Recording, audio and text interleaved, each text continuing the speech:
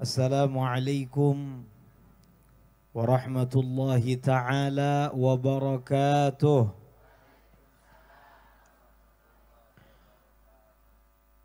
Alhamdulillah. Alhamdulillahi rabbil alamin.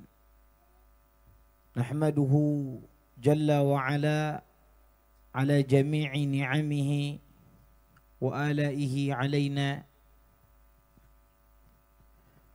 ونستغفره من جميع ذنوبنا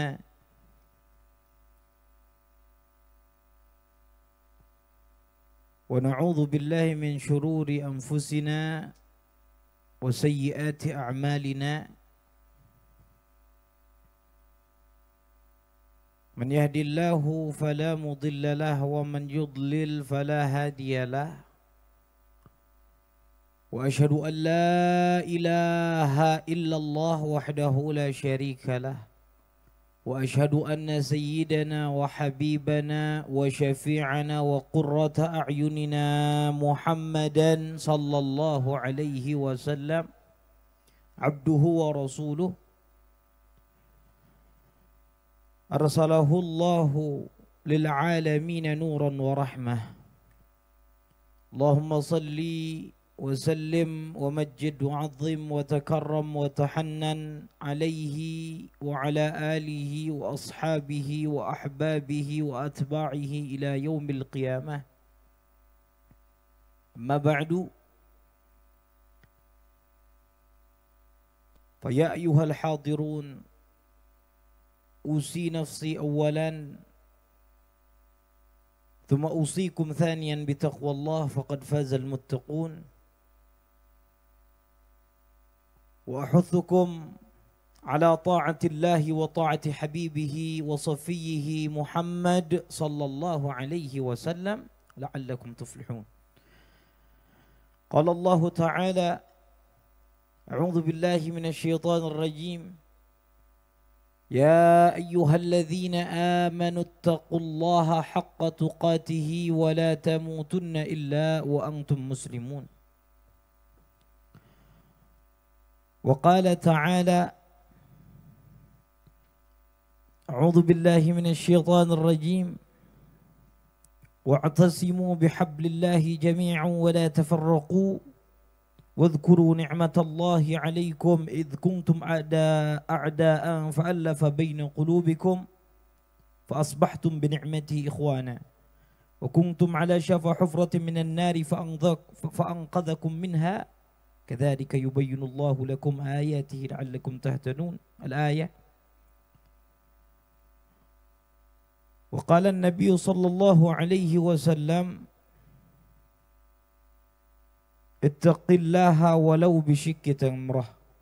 صدق الله العلي العظيم وصدق رسوله وحبيبه الكريم ونحن على ذلك من الشاهدين والشاكرين والحمد لله رب العالمين. أما بعد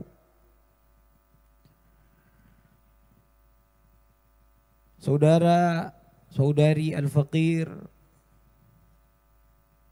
yang Al-Faqir muliakan, juga Al-Faqir ta'zimi, wabil khusus yang semua kita muliakan dan kita agungkan para alim ulama, para guru, para asatidz, para habaib, para tokoh-tokoh masyarakat, para panitia penyelenggara dan semua sesepuh-sesepuh yang tidak bisa disebut namanya satu persatu, namun insya Allah tidak mengurangi rasa hormat kita semuanya kepada beliau-beliau.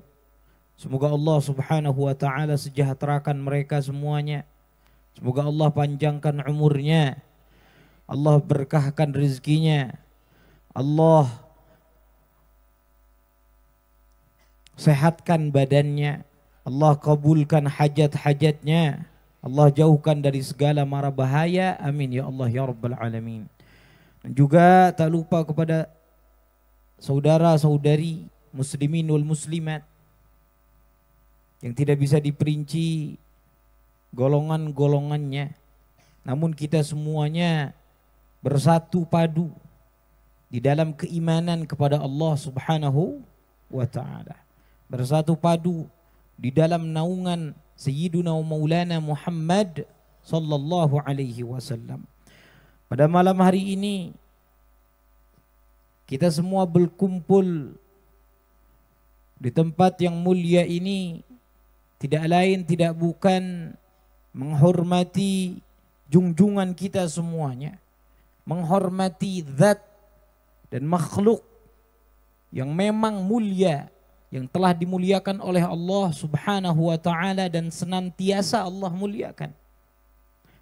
Yang mana Sayyiduna wa Maulana Muhammad sallallahu alaihi wasallam, Nabi kita ini memang beliau haruslah dimuliakan oleh semua orang-orang yang memuliakan Allah Subhanahu wa taala. Semua orang yang percaya dan iman kepada Allah Subhanahu wa taala. Ketahuilah kita semua berkumpul pada malam ini mengagungkan Sayyiduna Maulana Muhammad sallallahu alaihi wasallam ini bukanlah perkara yang baru, bukanlah perkara yang diada-adakan, bukanlah perkara-perkara yang dikarang, bukanlah perkara-perkara yang diselewengkan, namun inilah ajaran Allah Subhanahu wa taala.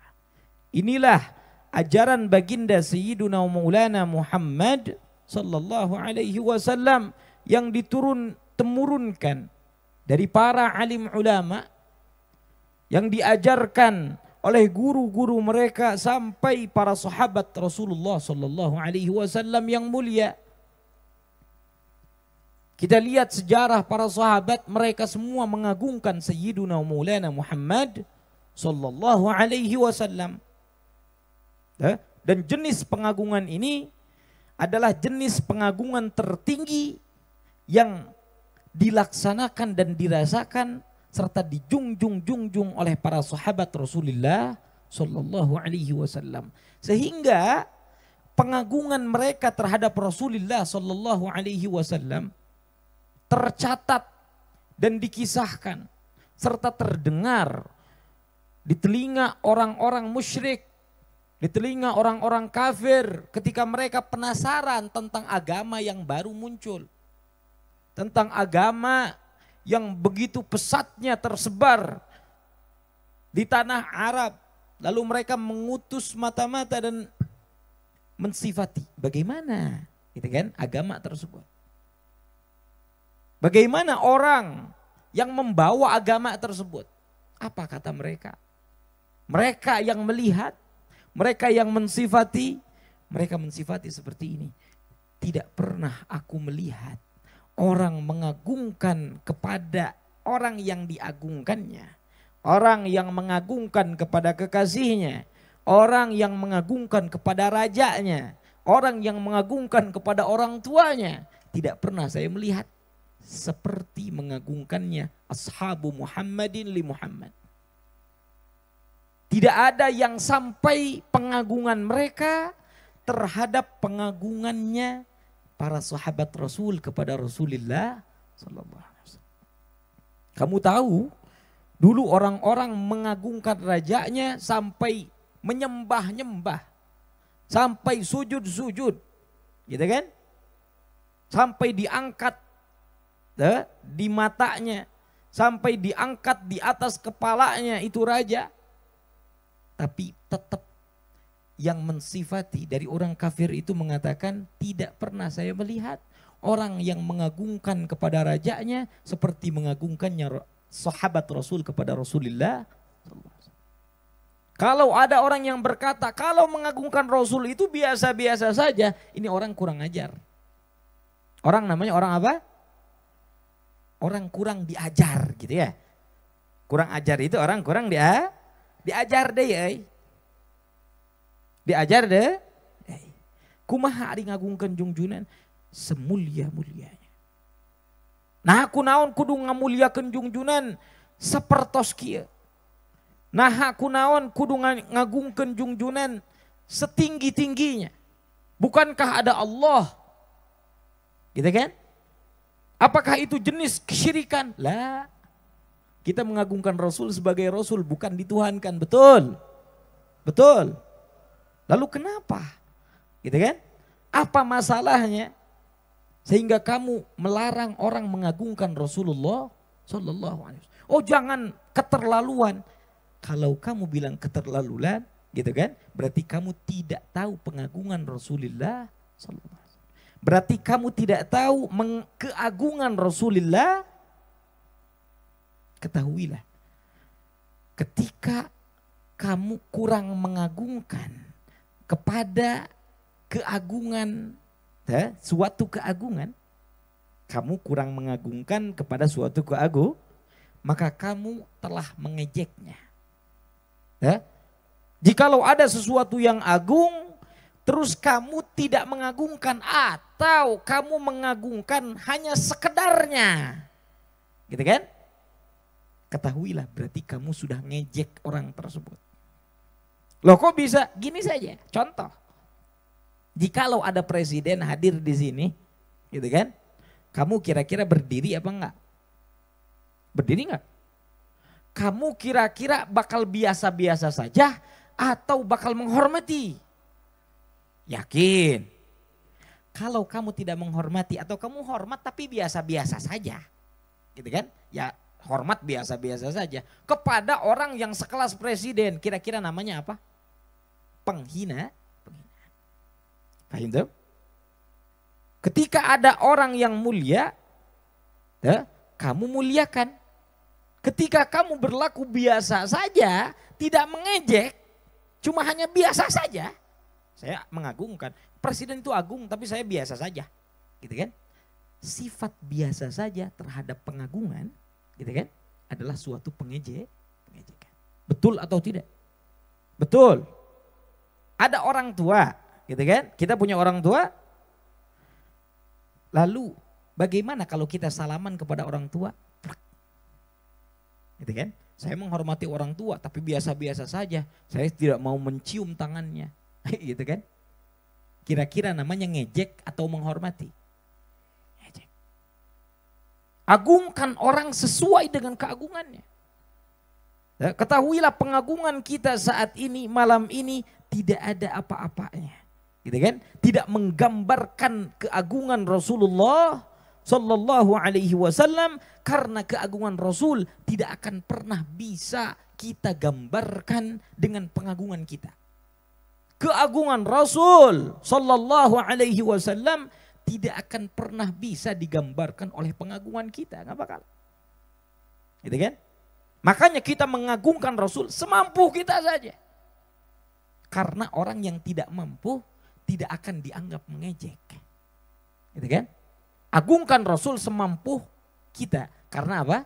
Orang yang tidak mampu tidak dikatakan mengejek. Contoh, ada orang gak mampu berdiri, lumpuh dia. Lumpuh. Datang presiden dia gak mau berdiri karena gak mampu, ngejek atau enggak? Oh tidak, karena apa? Karena tidak mampu. Kenapa para ulama, kenapa guru-guru kita kalau mengagungkan Rasul itu saparatna, gitu kan? Punya harta, dihabisin hartanya. Bedanya orang yang cinta sama Rasul sama orang yang memanfaatkan Rasul saja, gitu kan? Kalau orang yang cinta Rasul, dia akan menghabiskan semua yang dia miliki untuk Rasul. Kalau orang yang memanfaatkan Rasul, dia ingin mendapatkan untuk dirinya dengan Rasulullah SAW. Orang yang cinta kepada Rasul akan menghabiskan hartanya untuk Rasul. Orang yang memanfaatkan Rasul, dia akan mencintai Rasul agar dibanyakin hartanya. Gitu kan? Makanya maulid itu jangan ada kayak gini. Saya maulid pengen benghar, jangan. Harusnya saya pengen benghar untuk maulid. Di mana bedanya? Bedanya adalah di hati kamu. Bedanya di mana? Di hati. Kita saat ini mengagungkan, berkumpul bersama, gitu kan? Lalu menceritakan kisah Rasulullah Sallallahu Alaihi Wasallam agar apa? Agar menumbuhkan pengagungan di hati kita, gitu kan? Kalau ada orang yang mengatakan Rasul itu agung meskipun kamu tidak agungkan, betul. Keagungan Rasul sudah nyata. Cuma masalahnya pengagungan tersebut hadir enggak di hati kita. Gitu kan? Yang menjadi masalah adalah hati kita. Gitu kan? Orang mau disimpan CCTV 100 biji. Kalau dia tidak merasa dipantau, malu atau tidak? Tidak. Orang kalau ada CCTV yang memantau dia tapi dia nggak merasa dipantau, kira-kira berani maling? Berani, karena merasa tidak dipantau. Masalahnya nggak ada CCTV atau dia yang nggak merasa? Dia yang nggak merasa. Orang kalau ditipu gitu kan, seakan-akan ada CCTV padahal bohongan. Tapi dia merasa dipantau, kira-kira dia bakal berbuat maksiat apa enggak? Kira-kira dia berani maling atau tidak? Berani zina atau tidak? Masalahnya di mana? Di perasaan. Gitu kan? Orang takut, orang senang, orang suka gitu kan? Sehingga menjirim kepada dirinya, gitu kan? Ketika melihat orangnya dia senyum-senyum sendiri karena suka sama orangnya. Ketika ngelihat orang yang kita takuti, tubuh kita gemeter, lalu memerah. Padahal kita nggak mau tuh gemeter. Gak niat tuh kita memumpah darah sampai merah sekujur tubuh. Iya apa enggak? Tapi ada reaksi ketika kita takut. Ada reaksi ketika kita cinta. Betul? Betul atau tidak? Dari mana ini? Dari rasa. Kita berani sama orang tua. Di mana rasanya itu? Gitu kan? Kita berani sama Allah Subhanahu wa taala. Berani pacaran terus zina kesananya. Naudzubillahi min. Cetan kayak nggak ada yang ngeliatin. Dah kalau ada yang ngeliatin mah malu. Iya apa enggak? Cetan kamu sama pacar kamu gitu kan, serasa dunia milik berdua. Mun aya nu ningalikeun, malu atau enggak? Ari kamu enggak merasa dilihatin sama Allah gitu. Gitu kan? Saya mau tanya, Allah ngelihat kamu apa enggak? Ngelihat. Yang jadi masalah apa? Kamunya yang enggak merasa dilihat. Masalahnya apa? Kamunya yang enggak ngerasa dilihat. Jadi yang masalah siapa? Begitu pula maulid saat ini. Loh, kenapa Rasul harus diagungkan sebegitu agungnya? Kenapa kita harus menampakkan keagungan? Untuk apa? Wong keagungan Rasul itu sudah jelas, gitu kan? Rasul itu akan tetap agung meskipun kamu tidak agungkan. Betul, betul. Tapi yang masalah adalah di hati umat Rasul belum muncul pengagungan tersebut. Ya? Umat saat ini tidak tahu keagungan Rasulullah SAW. Walaupun ada yang tahu tentang keagungan Rasul, tidak ada yang merasa keagungan Rasulullah SAW. Gitu kan? Makanya guru saya itu berkata, guru saya di Malang, Al-Imam Al-Habr Al-Qutub Al-Habib Abdul Qadir bin Ahmad bil Faqih radhiyallahu ta'ala anhu, beliau pernah berkata, ta'allamus syu'ur qabla an tata'allamul ilma. Belajar dulu rasa kamu. Kalian itu wahai murid-muridku, kata beliau, belajar dulu rasa. Qabla an tata'allamul ilma, sebelum kamu belajar ilmu, belajar dulu rasa. Kamu tahu orang yang belajar ilmu sampai jadi ulama tapi masih berani berzina. Ada orang yang berilmu tapi masih berani maling. Ada orang yang berilmu tapi masih berani menipu. Gitu kan? Masih berani berbohong, masih berani culangung kepada orang tua. Gitu kan? Padahal dia berilmu. Yang jadi masalah apanya? Gitu kan? Kamu lihat pejabat yang korupsi, kamu lihat berilmu atau tidak? Berilmu, makanya jadi pejabat. Gitu kan? Tapi masalahnya dirasa. Gitu kan? Kamu lihat banyak penipu apa enggak? Penipu itu pinter atau enggak? Kalau bodoh bukan penipu namanya, tapi ditipu. Paham atau tidak? Makanya penipu itu pinter. Karena kalau dia bodoh, ditipu bukan menipu. Benar atau benar? Masalahnya di mana? Dirasa. Gitu kan? Ilmu tidak menjamin kamu. Ya? Makanya kata para ulama, al-ilmu idza waqa'a fis sadri yakunu nuran. Ilmu itu kalau jatuhnya di dada kamu, jatuhnya di hati kamu, yakunu nuran, akan menjadi cahaya yang menerangi kegelapan kebodohan kamu. Kamu pengen nyampe kepada Allah, kamu ingin dekat dengan Allah, kamu ingin kenal Rasulullah sallallahu alaihi wasallam, kamu ingin jadi orang yang betul-betul merasakan gitu kan kehadiran keberadaan Rasulullah sallallahu alaihi wasallam. Kamu tahu Rasul itu ada gitu kan. Tapi masalahnya kamu nganggap ada atau enggak? Gitu kan? Saat ini umat saat ini merasa Rasul ada atau enggak? Masih banyak umat Rasul yang tidak kenal kepada Rasul, bahkan tidak menganggap keberadaan Rasulullah sallallahu alaihi wasallam. Rasulnya aja dia ragukan, apalagi agama yang dibawa oleh Rasul. Jelas akan dia ragukan, gitu kan? Orang yang bawanya aja diragukan, apalagi agama. Ya? Jadi masalahnya ini krisis, gitu kan? Perasaan, krisis kepercayaan. Ya, krisis awalnya tadi apa? Krisis perasaan. Makanya bagi kita, kata guru saya, ta'allamus syu'ur, belajar dulu rasa aja. Jangan dulu belajar ilmu kamu, belajar rasa dulu bagaimana rasa kamu terhadap orang tua. Walaupun orang tua kamu gak tahu ilmu tapi kamu pinter, pantas atau enggak kamu menyakiti hati orang tua? Gitu kan? Walaupun guru kamu salib keilmuannya, kamu lebih pinter dari guru kamu, gitu kan? Pantas gak kamu culangung kepada guru kamu? Sedangkan kamu ketika bodoh, gitu kan, belajar diajari oleh siapa? Oleh guru kamu. Sekarang kamu juga berilmu setara dengan guru kamu, gitu kan? Apakah kamu boleh sombong? Apakah kamu boleh culangung? Tidak, gitu kan? Dari mana? Bukan dari ilmu, bukan. Dari rasa. Gitu? Ini ilmu kalau nyampe ke hati tempatnya perasaan akan jadi cahaya. Oh, caranya dekat dengan Allah seperti ini. Ilmunya kayak gini. Oh, pengen kenal Rasul, caranya kayak gini, gitu kan? Ilmu itu akan menjadi penerang buat kamu.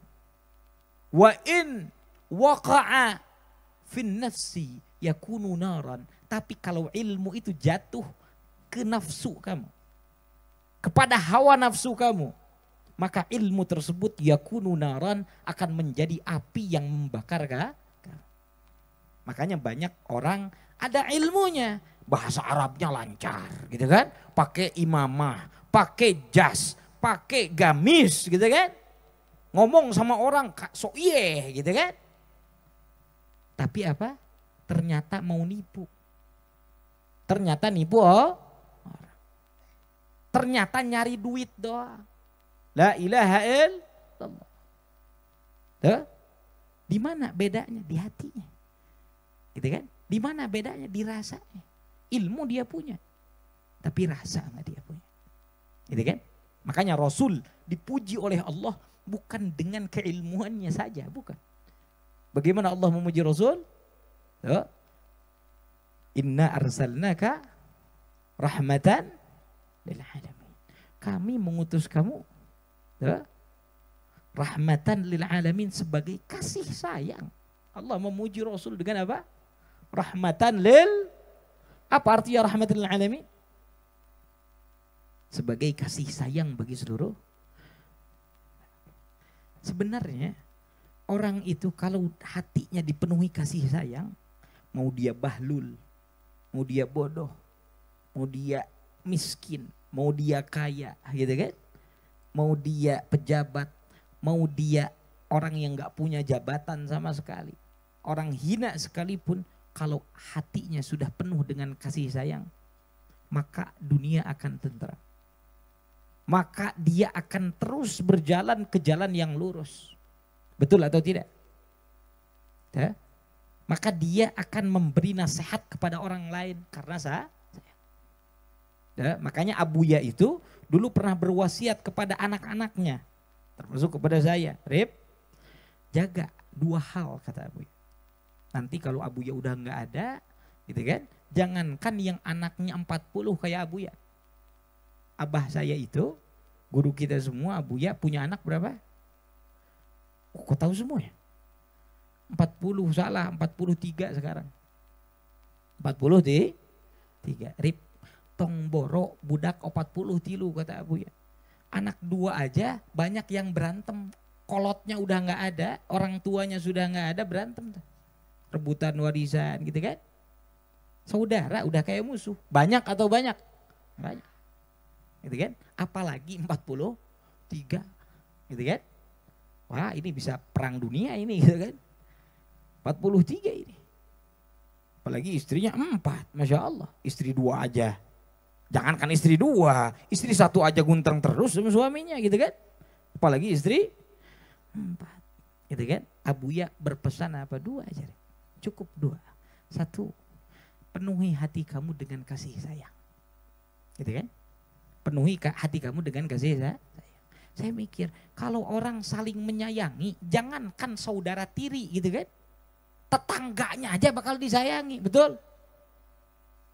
Jangankan tetangganya, orang lain pun, walaupun di negeri yang jauh sana. Teman-teman kita, saudara-saudara kita di Palestina sedang digonjang-ganjing, sedang dijajah gitu kan. Padahal jauh dari mata kita, jauh. Tapi kalau kasih sayang, mau yang jauh juga dikasih sayangi, betul atau enggak? Gitu kan? Kalau sayang. Apalagi kalau orang negara kita sendiri. Apalagi kalau saudara kita sendiri. Walaupun beda ayah, gitu kan? Walaupun beda ibu. Cuma seiman doang gitu kan. Kita akan menyayanginya. Apalagi saudara yang hanya seayah. Apalagi saudara seayah seibu. Coba pikirkan kalau kamu berpikir dengan cara kasih sayang, gitu kan? Kalau orang kan gak punya kasih sayang mikirnya gini, bukan saudara seibu saya, gitu kan? Ngapain saya sayang sama dia? Loh, kok gitu pikirannya, gitu kan? Ini tanda pikiran kamu, gitu kan? Pola pikir kamu, mindset kamu ini ngaco ini namanya. Ya kan? Harusnya kamu penuhi dengan kasih sayang, jangankan saudara kamu, orang lain pun harus kamu sayangi. Sesama manusia, mau dia orang kafir, mau dia orang Islam, gitu kan? Mau dia penjahat, mau dia yang dijahatin, gitu kan? Mau dia orang zalim, mau dia orang yang dizalimi, harus kita sayangi. Harus. Loh, sayang sama orang zalim harus. Ajaran siapa? Rasulullah. Itu kan kata Rasul, tolonglah orang yang menzolimi dan orang yang dizolimi. Kita bertanya, kalau orang yang dizolimi bisa kita tolong?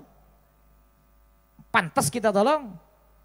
Tapi kalau orang yang menzolimi pantas gak kita tolong? Gimana caranya kita nolong? Caranya menolong agar kita menasehati dia. Agar dia berhenti dari kezolimannya. Gitu kan? Bahkan kata para ulama, menolong orang yang zalim itu lebih baik daripada menolong orang yang dizolimi. Loh, kok bisa? Gitu kan? Karena kalau kamu menolong orang yang dizolimi, ini orang zalim akan terus menzolimi orang lain. Sehingga terlahir banyak lagi orang-orang yang terzolimi. Tapi kalau kamu ambil orang yang zalim tersebut, kamu selamatkan dia, tidak akan ada lagi korban-korban yang terzolimi. Bagaimana ajaran Rasulullah Sallallahu Alaihi Wasallam mendamaikan dunia ini, gitu kan? Itu pesan Abuya. Kedua, Rep, terus kaitkan hati kalian kepada Rasulullah Sallallahu Alaihi Wasallam. Sambungkan diri kamu dengan Rasul. Terus bersolawat kepada Rasulullah Sallallahu Alaihi Wasallam. Terus ingat dan zikir Rasulullah Sallallahu Alaihi Wasallam. Kenapa? Karena menyatukan orang banyak itu sulit. Menyatukan orang banyak itu sulit. Jangankan menyatukan orang banyak, menyatukan 2 orang aja udah sulitnya, Masya Allah. Betul. Apalagi orang yang beda sifat ya. Ada orang pemalu sama orang pemarah disatuin, sulit apa enggak? Sulit. Punya istri 1 dan istri 2 gitu kan. Istri pertama dan istri kedua disatuin sulit apa enggak? Sulit, baru 2 itu ya. Belum 4 gitu kan. Belum menyatukan umat Rasulullah sallallahu. Gitu kan? Umat Rasul itu ada yang bijaksana seperti Sayyidina Abu Bakar. Ada yang gagah, galak gitu kan seperti Sayyidina Umar bin Khattab. Ada yang pemalu kayak Sayyidina Uthman. Ada yang gagah, berani, anak muda gitu kan. Penuh dengan inovasi yaitu Sayyidina Ali bin Abi Thalib. Tapi semuanya bisa nyatu. Di bawah naungan Rasulullah 124.000 sahabat bersatu di bawah naungan Rasulullah sallallahu alaihi wasallam. Makanya Rib kata Abu ya. Makanya kalau kamu sambungkan dengan Rasul, maka siapapun orangnya, bagaimanapun etnisnya, gitu kan, warna kulitnya, bagaimanapun sifatnya, mau dia pemarah, mau dia pembenci, mau dia pendengki, mau dia ya kayak apapun itu, akan bersatu di dalam naungan kamu. Gitu kan? Pernah gak kita mikirin Abuya istrinya 4 tapi kayaknya akur-akur aja tuh. Ya apa enggak? Kita punya istri 1 aja Masya Allah bertengkar terus sama mertua guntreng terus. Ya apa enggak? Betul. Tugas suami udah mah kerja habis itu pulang ngakurin istri sama mertua. Bener apa enggak? Susah apa enggak ngakurin orang? Ini istrinya 4 kok bisa akur ya? Belum anak-anaknya kok akur. Malim Idris itu saudara seayah saya, enggak seibu. Saya akur sama Malim Idris dari dulu. Gitu kan? Sama kakak saya. Insya Allah. Apa yang dirasakan? Ya, yang saya rasakan adalah ya banyak orang yang bertanya kok kamu kayak gitu sih? Kok bisa sih kamu sama saudara cuma seayah aja kamu akur? Sama saudara tiri itu akur? Enggak tahu gimana. Didikan Abu ya seperti itu. Yang saya rasakan paling besar ternyata oh benar kata Abu ya, ketika hati sudah dipenuhi dengan kasih sayang, rahmatan lil alamin, kepada hewan kita penyayang gitu kan, kepada kucing kita penyayang, kepada makhluk Allah kita sayangi, kepada orang kafir kita sayangi, kepada orang muslim apalagi, kepada saudara apalagi walaupun saudara tiri. Gitu kan? Lalu satunya lagi, gitu kan? Walaupun di dalam kasus orang banyak sulit menyatukan antara istri, gitu kan? Sulit apa enggak? Oh, sulit. Dan nyandung maka behana ge hayang, bener apa enggak? Laki-laki, ini yang diem-diem berarti enggak jujur ya? Iya apa enggak? Bener, enggak jujur. Orang enggak nyandung itu ada beberapa, gitu kan? Orang nyandung itu intinya jelema anu teu bisaeun. Gitu kan? Mun teu bisaeun ulah sok nyandung. Ada? Cicing weh gitu kan. Hiji saja sudah cukup. Fa in lam tastati fa wahidah. Kalau kamu gak bisa, teu bisaeun hiji saja. Gitu kan? Ulah sok wawanianan. Tidak untuk ditiru gitu kan. Tidak. Ini hanya untuk orang yang bisaeun. Siapa orang yang teu bisaeun? Orang teu bisaeun itu ada kalanya dirinya memang gak mampu. Gitu kan? Dirinya masih terkekang oleh emosi. Dirinya masih terkekang oleh ekonomi. Gitu kan?